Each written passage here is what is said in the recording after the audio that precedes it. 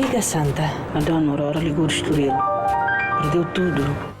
Gravely ill, Aurora asks her friends Pilar and Santa to contact a long-lost lover. Minha querida Pilar, esta vez não teve nada a ver com as outras. Foi sonho. After she dies, they seek to uncover the mystery of Aurora's past.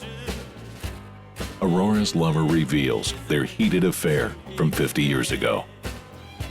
In Tabu. Hi, I'm Salim. I'm Aaron. I'm Sean. Here at Just Seen It, we don't like to just talk about the blockbuster films. We want to cover some independent films and some foreign films. So today we're going to talk about Tabu, a Portuguese film directed by Miguel Gomes, which has the widest international release yet of a Portuguese film. We've all just seen it. Mm-hmm. Is it okay to talk about this movie, even though it's taboo? I think we can. Okay. I'll allow it. Okay. So this film is broken up into two different sections. The first half is called Paradise Lost. Second half is called Paradise. The first half deals with a woman named Pilar, who's looking after her neighbor, Aurora.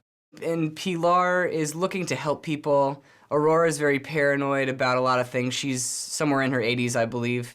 It's very strange in its storytelling. It kind of almost felt like a Wes Anderson movie to me, a Portuguese Wes Anderson movie. Because the first part of the film was about Pilar, and the second part is really about young Aurora and her love life, we don't ever go back to Pilar. Mm-hmm. And I think that's unfortunate because Pilar is a very engaging and interesting part of the first part of the picture. Yeah, I mean, part of this is we're an American audience. I think we have to admit that. There's a very European aesthetic going on in its storytelling and in the way it's filmed. I was a little bit jarred because I was actually getting into this Pilar story. Here's a woman who's very religious, and she has this interesting relationship, I thought, with this painter who's giving her paintings, and she doesn't want to hang them up on her wall. Except when he comes over. Look at him. Yeah. Except when he comes over. And it's very, very sweet. It's very sweet, and I was like, I really like to see where this goes, but it turns out that part two is not about Pilar at all. It's about Aurora. Yeah. It's about this young woman who had this love who she lost, who now in her waning years is trying to reconnect with him in some way, but then what's the connection between part two and part one? It's very difficult to discern. It is, and interestingly enough, when I walked out of the theater, I didn't really get it, and it took me a good hour and a half to really understand it, and I think it just takes a very different approach in discussing its theme, which I believe is misplaced love. Mm-hmm. So in the first half, Pilar is giving love to people or anything that she can just so that she can give love to something or someone,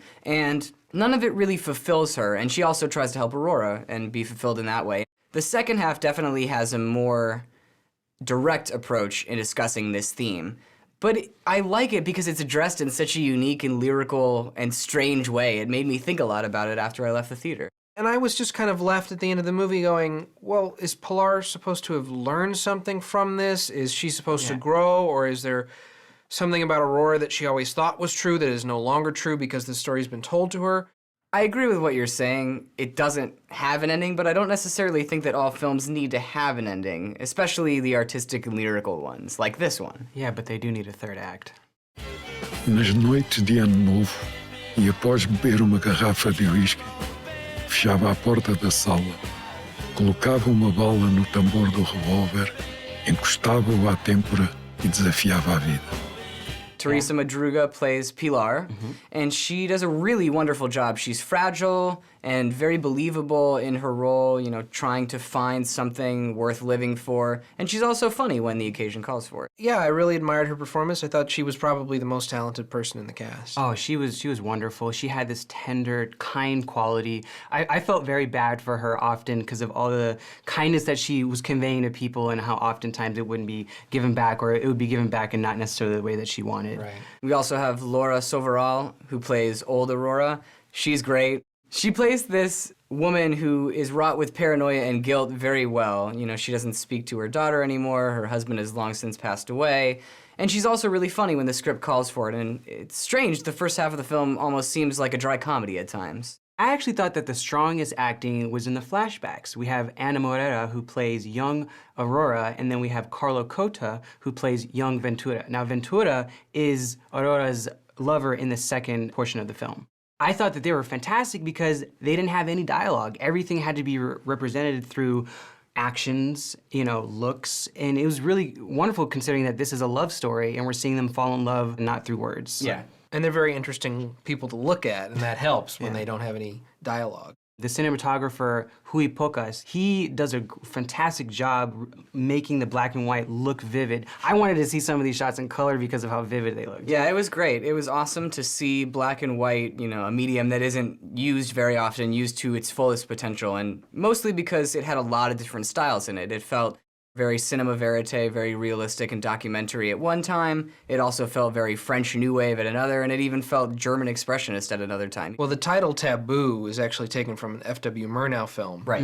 So I think there's definitely some, it's not a remake, it just takes the title, but there's definitely an aesthetic of German Expressionism that proliferates itself throughout the movie. The aesthetics of Tabu will please the art house audiences, but I don't feel that anyone else will really get into this picture, so I have to say, stream it. Tabu looks beautiful in black and white, but it's the gray and murky areas of the story and the plot which warrant a stream it. Tabu is a unique and beautiful film with a very intriguing way of telling its story. If you're interested, it's a see it. All right, so if I tabulate our votes, that add up to 2 tickets, which is a stream it for Tabu. Indeed. All right. Cheers. Cheers. Said to myself, all that stuff was very sort of blah, and it's blah on purpose.